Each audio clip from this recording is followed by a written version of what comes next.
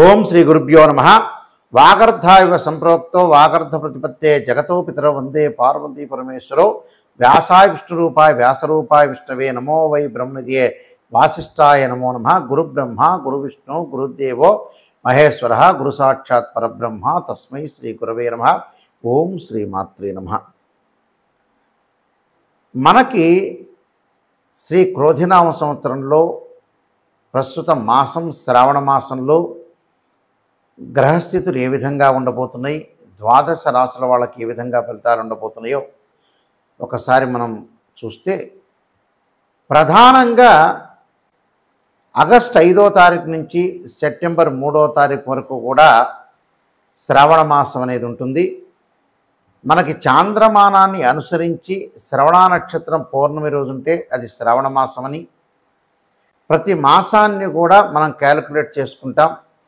జ్యేష్ఠ మాసం పౌర్ణమి రోజు ఉంటే జ్యేష్ఠ మాసం అని, విశాఖ నక్షత్రం పౌర్ణమి రోజు ఉంటే అది వైశాఖ మాసం అని మనకి చాంద్రమానాన్ని అనుసరించి చెప్పబడింది.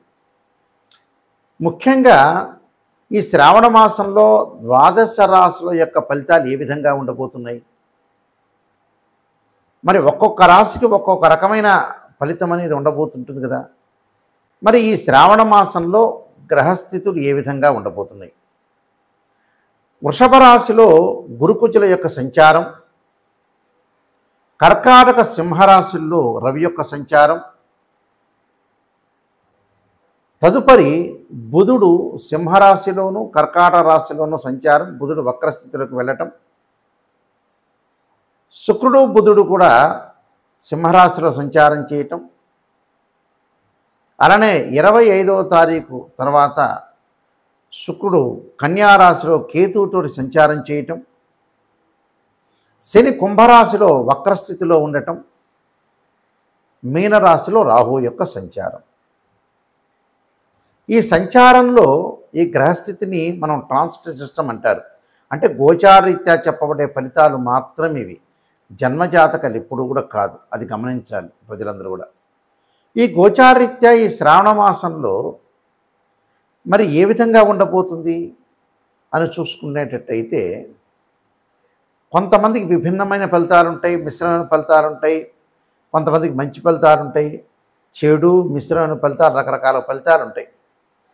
మనం చెడు ఫలితం రాగానే వెంబటే నెగిటివ్ ఎప్పుడు ఆలోచన చేయొద్దండి. ఆ చెడు ఫలితాన్ని మనం ఏదైతే ఉంటుందో ఆ నెగిటివ్ని మనం మార్చుకునే స్థితి అనేది చాలా ఇంపార్టెంట్. ఇందులో ఆ నెగిటివ్ని ఎప్పుడు కదా మార్చుకొని మనం పాజిటివ్గా వెళ్ళటం అనేది ఇందులో ప్రధానంగా ఉండే అంశం. గ్రహస్థితి అనేది ఏ విధంగా ఉండబోతుంది, ఆ గ్రహస్థితిలో కూడా మనం ప్రత్యేకంగా ఎలాంటి పరిహారాలు చేసుకోవాలి, ఏ విధంగా చేసుకోవాలనేది మనం కొంత ఆలోచన చేసి ముందుకు వెళ్ళాలి. ఈ విషయాలన్నీ కూడా మనం శ్రావణ మాసంలో గ్రహ సంచార వీక్షణం ఏ విధంగా ఉందో చూసుకొని దాని యొక్క పరిహారాలు చేసుకుంటే చక్కని ఫలితాలు వచ్చే అవకాశం అనేది ఖచ్చితంగా ఉంటుంది. మేషరాశి వాళ్ళకి శ్రావణ మాసంలో ద్వితీయ స్థానంలో గురుకుజుల యొక్క సంచారం, శ్రావణ మాసం చివరిలో తృతీయ స్థానంలోకి కుజుడు వెళ్ళటం, చతుర్థ పంచమాల్లో రవి, పంచమ స్థానంలో బుధ శుక్రులు, శ్రావణ మాసం చివరిలో శుక్రగ్రహము షష్ఠమ స్థానంలోకి కేతువుతోటి కంజంక్షన్ కావటం, లాభస్థానంలో శని వక్రస్థితిలో ఉండటం, వ్యయస్థానంలో రాహు యొక్క సంచారం జరుగుతుంటుంది. మరి ఏ విధంగా ఫలితాలు ఉండబోతున్నాయి ఈ శ్రావణ మాసంలో మేషరాశి వాళ్ళకు చూసుకునేటట్లయితే, ముఖ్యంగా ఆర్థిక పరంగా ఆదాయం అనేది బాగా పెరగటం, ఆర్థిక లావాదేవీలు బాగా ఎక్కువగా ఉండటం, ఉద్యోగ ప్రయత్నాలు అనేవి సఫలీకృతం అయ్యే అవకాశాలు ఉంటాయి. అలానే శ్రావణ మాసం చివరిలో అంగారక గ్రహం అనేది మారటం వల్ల కూడా కోర్టు సమస్యల పరిష్కారం కావటం, అన్నదమ్ముల మధ్యలో సఖ్యతగా ఉండటం, వివాదాలు తగాదాలు జరిగే అవకాశాలు చాలా తక్కువగా ఉంటాయి. అలానే ఈ కుజుడి యొక్క ప్రభావం వల్ల కొన్ని పెండింగ్లో ఉన్న పనులన్నీ కూడా పరిష్కారం జరిగే అవకాశాలు ఎక్కువగా ఉంటాయి.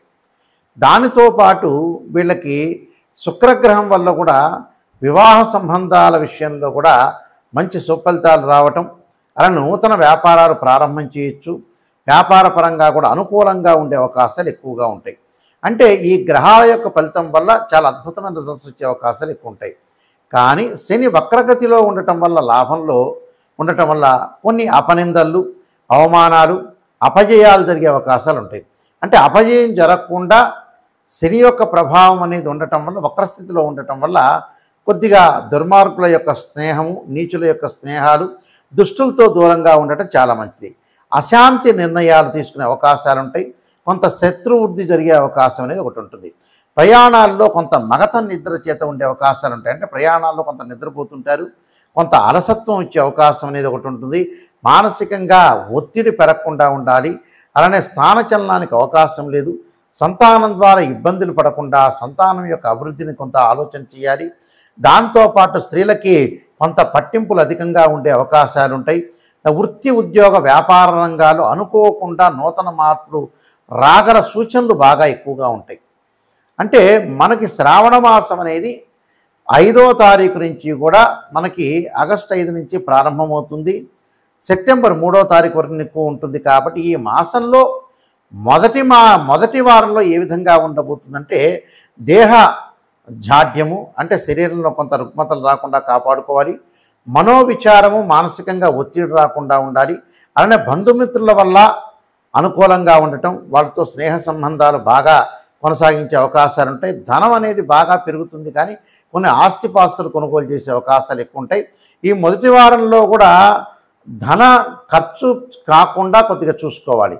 అంటే శుభ కార్యక్రమాల్లో పాల్గొంటారు, విందులు వినోదాల్లో పాల్గొనటం వల్ల కూడా కొంత ధనం ఖర్చు అయ్యే అవకాశాలు ఎక్కువ ఉంటాయి. అంటే చంచల బుద్ధి కలగకుండా కూడా మనం చూసుకోవాలి. అంటే ఎట్టి పరిస్థితుల్లో కూడా మనకి చంచల బుద్ధి రాకుండా మనస్తత్వం అనేది ఒక స్టాండర్డ్గా కాన్సన్ట్రేషన్ చేసి ముందుకెళ్ళటం అనేది చాలా మంచిది. ఇదంతా కూడా ఏమిటంటే ఈ మాసంలో జరుగుతుంది. అలానే ఈ మాసంలో మొదటి వారంలో కూడా కొంత శరీర బలహీనత, కొన్ని కార్యక్రమాలు కొంత జాప్యం అయ్యే అవకాశాలు ఎక్కువగా ఉంటాయి. అలానే దుష్టుల యొక్క సావాసం అనేది మంచిది కాదు, కొంత భయం కలిగే అవకాశాలు అయితే ఉన్నాయి.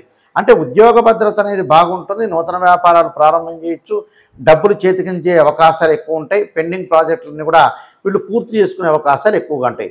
అయితే వీళ్ళకి 2వ వారం చాలా అద్భుతంగా ఉంటుంది. అంటే మానసికంగా ఆనందము, కీర్తి, ధనలాభం, ధనధాన్య వృద్ధి కలగటం, బంగారు ఆభరణాలు కొనుగోలు చేయటం, వస్తులాభాలు కలిగే అవకాశాలు ఎక్కువ ఉంటాయి. అంటే 2వ వారంలో వీళ్ళకి ఎట్టి పరిస్థితుల్లో కూడా అన్నింటా విజయం, అంటే సర్వత్రా విజయం లభించే అవకాశాలు ఎక్కువగా ఉంటాయి. అంటే ప్రతి పనిలో కూడా కొంత కాన్సన్ట్రేషన్ చేసి ముందుకు వెళ్ళే అవకాశాలు బాగా ఎక్కువగా ఉంటాయి. అంటే స్త్రీలకు కూడా అనుకూలంగా ఉండే అవకాశాలు 2వ వారంలో ఉంటాయి. కాబట్టి విద్యార్థులు 2వ వారంలో కూడా కొంత చదువు పట్ల ఆసక్తి చూపిస్తారు. చదువుకోవాలంటే ఆకాంక్షతో కూడా ఈ శ్రావణ మాసంలో 2వ వారంలో లాంటి ఫలితాలు జరిగే అవకాశాలు ఎక్కువ ఉంటాయి. 3వ వారంలో కూడా ఆరోగ్యం, అంటే గతం కంటే కూడా ఆరోగ్యం అనేది కుదుటపడటం, ధనలాభం, చిరు వ్యాపారాలకు కూడా అనుకూలంగా ఉండటం, నూతన వ్యాపారాలు ప్రారంభం చేయొచ్చు, ఉన్న వ్యాపారాన్ని విస్తీరణ చేసే అవకాశాలు ఎక్కువ ఉంటాయి. సంతాన ప్రాప్తి, అంటే సంతానం లేని వాళ్ళకి సంతాన ప్రాప్తి, సంతోషము, అలానే యత్న కార్యసిద్ధి, అంటే 3వ వారంలో ప్రతి ప్రయత్నం కూడా వాళ్ళకి ఫలించే అవకాశాలు ఎక్కువగా ఉంటాయి. అలానే 4వ వారాన్ని మనం చూసుకునేటట్లయితే కొన్ని కార్యక్రమాలు కొద్దిగా లేట్ జరిగే అవకాశాలు ఒకటి ఉంటాయి. అలానే లేట్ జరుగుతుందని ఇబ్బంది పడాల్సిన పని లేదు. కొంత శత్రువుల మీద వీరు దాడి చేసి శత్రు జయం, అంటే శత్రువుల్ని కొంతమంది దూరం చేసుకునే అవకాశాలు ఎక్కువ ఉంటాయి. అది మంచి విషయం, మనం దూరం చేసుకోవటమే చాలా మంచిది. దాంతోపాటు నేత్ర సంబంధమైన బాధలు, అంటే కళ్ళకి సంబంధించిన వ్యాధులు రాకుండా చూసుకోవాలి. తరచూ ఎక్కువగా ప్రయాణాలు చేసే అవకాశాలు ఉంటాయి. ఈ ప్రయాణాల్లో కూడా ప్రముఖ వ్యక్తుల యొక్క కలయిక వల్ల కూడా అనుకూలమైన ఫలితాలు జరిగే అవకాశాలు ఎక్కువ ఉంటాయి. కాబట్టి వీళ్ళందరికీ కూడా శ్రావణ మాసంలో ఎక్కువగా ఫలితాలు వచ్చే అవకాశం ఉంటుంది. ఉద్యోగము, అలానే శత్రువులను దూరం చేసుకుంటారు, ఉద్యోగ ప్రయత్నాలు సఫలీకృతం అవుతాయి. నిరుద్యోగులు కూడా మంచి ఉద్యోగాలు వచ్చే అవకాశాలు ఎక్కువగా ఉంటాయి. వివాహ ప్రయత్నాలు సఫలీకృతం కావటం, కానీ అవమానాలు కొంత లేట్ వస్తుంది. కాబట్టి కొన్ని అపనిందలు, అవమానాలు జరుగుతాయి. కాబట్టి దాని విషయంలో కొద్దిగా శ్రద్ధ పెట్టాలి. అలానే తల్లిదండ్రులు ఆరోగ్యం అనేది కొంత కుదుటపడే అవకాశాలు ఉంటాయి. వీళ్ళ ఆరోగ్యాన్ని కొద్దిగా కాపాడుకొని ముందుకు వెళ్తే అన్నీ కూడా మంచి జరిగే అవకాశాలు ఉంటాయి. దీనికి చక్కగా శ్రావణ మాసంలో వీళ్ళు పరిహారం చేసుకోవాలి. పరిహారంలో వాళ్ళు చేసుకోవాల్సింది ఎలాంటి పరిహారం అంటే ఇంటిలో విష్ణు సహస్రనామం పారాయణ చేసుకోవాలి. అది ఎప్పుడు చేసుకోవాలి అని అంటే శనివారం రోజున ప్రాతకాలంలో, శని హోరలో, అలానే ప్రదోషకాల సమయం ఉంటుంది సాయంకాలం వేళ, అలాంటి సమయంలో విష్ణు సహస్రనామం పారాయణ చేసుకోవటం. అదే సమయంలో ఓం నమో నారాయణాయ నమః అనే అష్టాక్షరి మంత్రాన్ని చేసుకోవాలి. అది శనివారం చేసుకోవాల్సిన మంత్రం. దానితో పాటు ఇంకొకటి ఏమి చేసుకోవాలంటే సోమవారం రోజున శ్రీ జగద్గురు ఆ, శంకరాచార్య విరచితమైన శ్రీ కనకధారా స్తోత్ర పారాయణాన్ని ఉదయం పూట ప్రాతకాలంలో కానీ ప్రదోష కాలంలో కానీ చేయటం ఒకటి. ఇలా చేయటం వల్ల చాలా మంచి ఫలితాలు జరిగే అవకాశాలు ఉంటాయి. వీలైతే మీకు ఆదివారం రోజున మినుములు దానం చేయండి. దానితో పాటు అర్ధకాయ మహావీరం చంద్రాదిత్యమధ్రం సింహకా గర్భ సంభూతం తం రాహం ప్రణమామ్యం అనే మంత్రాన్ని చక్కగా చదువుకోండి. మీకు మంచి ఫలితాలు వచ్చే అవకాశం ఖచ్చితంగా ఉంటుంది. నేను చెప్పిన విషయాలన్నీ కూడా ఆలకించండి, ముందుకు వెళ్ళండి. మీకు మంచి జరగాలని ఆశిస్తూ సర్వే జనా సుఖినో భవంతు.